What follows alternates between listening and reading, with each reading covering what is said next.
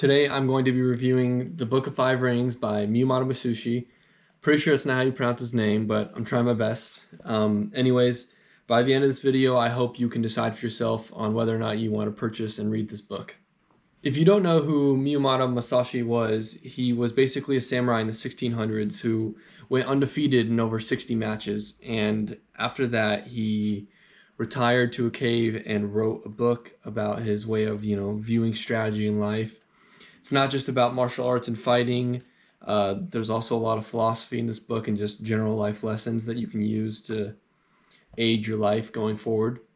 There are 5 sections or scrolls in this book. They are the earth scroll, the water scroll, the fire scroll, and the wind scroll. And then at the end there is the scroll of emptiness, I believe it was called. Otherwise known as the void in his words. It's very different from the rest and touches on, this unique aspect of just like this one true way of understanding life. He refers to it as the way.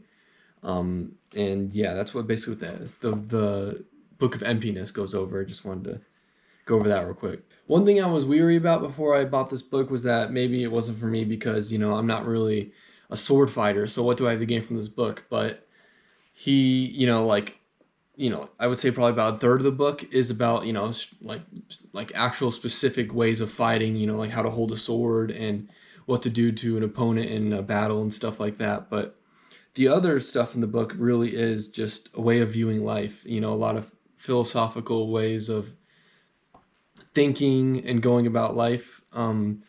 Also, it goes, he has some rules that you're supposed to follow, not follow, but as he likes to describe it, study.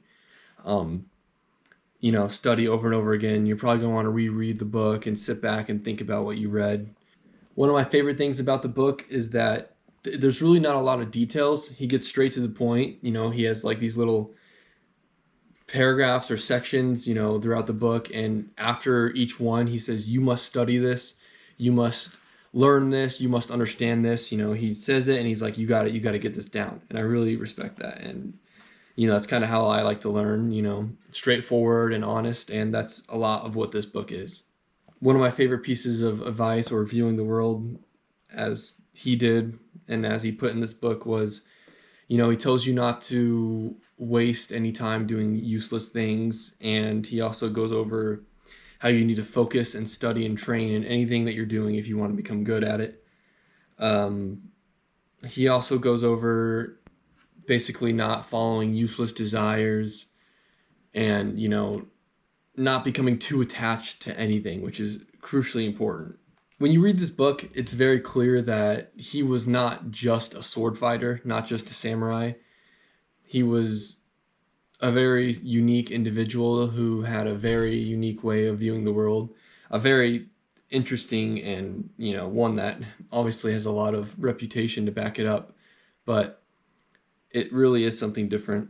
And I feel like everyone has something to gain from this, even if you're not a sword fighter or a martial artist. There's still plenty to sit back and reflect on after reading this book that can really aid you. In the end, if you're still wondering if you should purchase this book, I would say so. It's very short, about 115 pages. The pages aren't that big and the words are small. You can finish it in 2 hours, honestly, if you read fast enough. There's a lot to gain. He truly was a unique individual. One of the things that attracted me to the book was just who he was, his reputation, 60 undefeated matches as a samurai, and then retiring to a cave to write down his life experiences in one book, his way of thinking.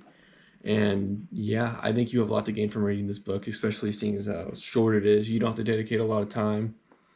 It's cheap. But yeah, overall, good book, and I highly suggest you read it. I hope you enjoyed this video. I'm trying my best to get better at describing and summarizing books. I know my words are very bland and oversimplified, but I'm trying my best, and I hope you enjoyed. Yeah, until next time.